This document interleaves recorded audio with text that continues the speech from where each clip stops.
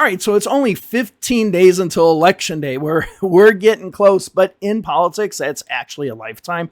But in today's video, we are going to do an electoral map filling out just my predictions, and they're pure predictions, based on how I see the Electoral College right now, based on mostly early vote data, but also based on polling data and just my experience with those states, how the organizations in those states are, and all that. So what we're going to do is we're going to go ahead and start from the West Coast, go to the East Coast, because the West Coast basically has less toss-up states. So we'll move that way, and let's go ahead now and fill in the Electoral College map. All right, so here we are at the Electoral College map. Let me go ahead and point out one thing before we continue. If you see a state dark blue like this, the darkest of blues, this is based on the likelihood that a state is going to be won by a party. So in this case, what we're saying is there's a 100% chance that Kamala Harris will win the state of Washington. Now, if you see the dark red like this in Idaho, that means there is a 100% chance that Donald Trump will win the state of Idaho. So the colors that you see in this map are based on the likelihood of winning, not based on the percentages of the votes that we expect each candidate to get. So let's go ahead and fill out our left coast blue wall here of Hawaii, Oregon, Washington, and California. And as you can see, these are all dark blue. So that means that Kamala Harris has a 100% chance of winning those.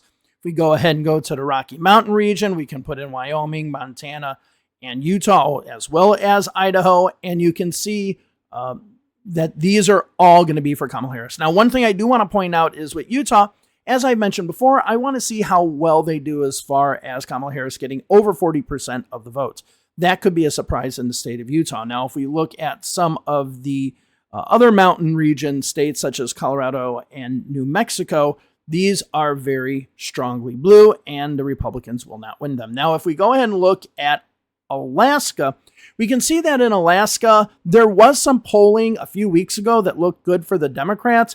Maybe something will happen there, especially with a competitive House race and the fact that Alaska is in a totally different time zone than the rest of the United States. So therefore, we might actually, if some things are declared early out east, we might see some Democratic or Republican voters drop off. And I think that would be Republican voters, because I feel really good about what's going to happen in the East.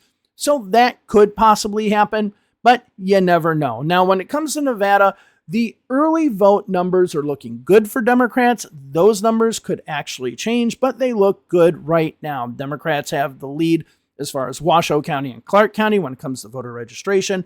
Let me go ahead and put up the turnout numbers right now for Democrats, Republicans, non-party affiliates, and minor voters and everything like that, so you can see what the breakdown is in the state of Nevada. It looks good right now, but again, that can change. Another state that's starting to trend more Democratic is Arizona, but it's still not there. It is very much in the slightest of red. So the trends are looking good, but the Republicans did get a good boost right out of the gate. They did start off strong. Now the Democrats are chipping away at their lead. Now, if we go to the spine of the Midwest, North Dakota, South Dakota, they're definitely going for Donald Trump. When we look at Nebraska at large, that's also the same case, as well as the 1st and the 3rd congressional district. Though watch that 1st congressional district. There could be some changes. Now, if we look at the polling that has come out of the 2nd, that came out a few weeks ago. It looks good for the Democrats. If those numbers are still holding up, that is good. And if we also look at some of the early vote numbers coming out of Nebraska, we see the 2nd congressional district doing well also, but we are seeing the Democrats actually doing well in the 1st as well. So something could happen there. When we have Kansas here, strongly Republican, Oklahoma, strongly Republican, we are still seeing some polls come out of Texas that possibly this can be a competitive state. They're all within the margin of error right now, but the Republicans are essentially leading in every poll. And today is the first day of early in-person voting in Texas. So we should start getting some ideas as to how Texas will go over the next few days. Now, when we go to Louisiana, Arkansas, Missouri, these are strong Republican states. When it comes to Iowa, let's wait for the Seltzer poll to come out, because there has been some indication that Iowa actually might be going a little bit more Democratic this time. The early vote by mail numbers are looking good for the Democrats, but they are very, very, very early vote by mail numbers, so we can't glean much from that. Now, if we go over to Minnesota, this one is starting, well, it's pretty much a lock for the Democrats right now. The Nowcast model that I have for it shows that the Democrats are going to win Minnesota, even with the low amount of vote they have. The trend has just been going extremely strong in one direction. I don't think that there's going to be enough to swing it back. All right. And then let's go to Illinois. That obviously is going to be a strong Democratic state. And then let's go to Indiana, Kentucky, Tennessee, Mississippi, and Alabama. Again, all strong Republican states. Now, we don't have any data today from Wisconsin. I was hoping that the weekend data would be in today. It is not in as of right now, so I don't know what's going to happen in Wisconsin right now. And today is also the first day of in-person early voting in Wisconsin. So therefore, the model is looking really good. The Nowcast model for Wisconsin, I am still putting it in this darker of blue. Now, this could change to a lighter blue really quick with that early in-person number, but as of right now, it's not that case. Now, when we look at Michigan, Michigan also is looking good for the Democrats, but maybe we'll put in a little bit of a lighter blue. I feel better about Michigan than I do Wisconsin. Now, people might ask, well, Dave, have you been looking at the polls at these two states? No, I have not. Now, let's go to Ohio. And when I color in Ohio, as I mentioned, we are doing the Electoral College map. We are not doing the Senate race, right? So this doesn't impact what we're talking about with Sherrod Brown. Looking at some of the numbers that have come in Ohio now, I truly believe that it is safe to lock in Ohio in the dark red. And we'll put West Virginia there as well. The Democrats have not started off strong, and they're just starting off weak. But again, this is just for the presidential race, not for Sherrod Brown's Senate race. All right, let's go to South Carolina as well and make that dark red. Donald Trump is going to win South Carolina. Let's go through, obviously, the strong Democratic states that we have here, as well as the District of Columbia, all states that the Democrats are going to win. Now, when we look at Maine at large, and we go ahead and look at the Maine 1st Congressional District, these are also going to go strongly Democratic. However, that 2nd Congressional District, it is looking kind of close, and that could be an upset on Election Day. And at that point, I really don't know if the Democrats win this one electoral vote. I don't know if we can really call that an upset or not. Now, the Democrats, the Republicans have pulled out of the state of New Hampshire. A few videos ago, I made this as strong Democrat, and that's the way it is going to stay. Same thing with Virginia. The model for Virginia, the early vote showed a slight bump for the Republicans in the first few days of early voting. And instead, we see now in Virginia, the Democrats actually having a bigger and bigger lead each and every day. So I have that state in as a lock. Now let's go ahead and go down to Florida, which is one of the states that are, no one knows where it's going. We now have some early vote numbers coming in. So let me show you the voter turnout by party as of maybe an hour ago. And obviously these numbers are changing every 10 minutes. And as we can see, the Republicans have caught up quite a bit. And if we look at the Nowcast model as well, we can see that the Republicans have caught up quite a bit. So I had Florida as lighter red. I'm going to go ahead and put it in this color red, just the slight bit under the solid red. But there could be a situation where in the next 3 or 4 days, if things don't turn around for the Democrats, this can go to being red. And it depends on how lopsided it is, but the Democrats are not doing well in early in-person voting in Florida. But again, the PM hours might change that as well. We'll see. As of right now, I have this going way more Republican than yesterday. That could be the case. Now, as you know with Georgia is getting better for the Democrats. And I'm actually going to be putting this in the lighter, well, maybe not that light, this light of a pink color when it comes to the state of Georgia. The trends are looking better for the Democrats. Again, you had a situation where you had a lot of small rural counties turning out early, and they might have skewed the numbers one way, but you are starting to see some other counties do quite well. Now, let's go ahead and look at the turnout rates in some of the major counties that the Democrats have.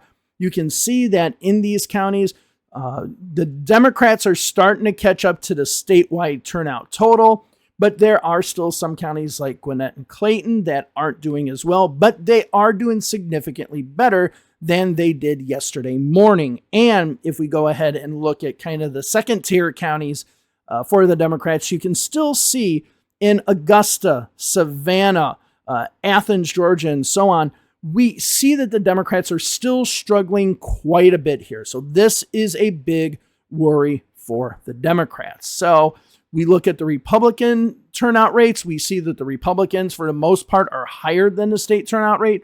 But this is starting to flatline a little bit, not much, but a little bit, which is the reason why the Democrats are starting to move ahead. All right, so let's go to Pennsylvania. Now, the early vote numbers that have been coming out of there show it better and better for the Democrats. So the numbers that came in over the weekend that I just put into the models and everything just now show the Democrats still doing a little bit better, inching a little bit ahead, and are basically in a green zone where if we look at how the vote performs, an early vote compared to previous election, the Democrats are basically where they need to be right now. So therefore, I think that we're okay when it comes to Pennsylvania. But the problem with Pennsylvania is so much of that vote is going to be election day voting. Let's see how much comes in early votes, and then we can determine if one party or the other have to make up quite a bit on election day that it's a little bit hard. But chances are we're not going to really know anything about Pennsylvania until election day. And then finally, let's go to North Carolina. I've been saying it before, and I'll say it again. The numbers, and I'm putting it very slight Democratic, the numbers in North Carolina are looking good right now. There have not been many dips in North Carolina, so this is actually a good indication.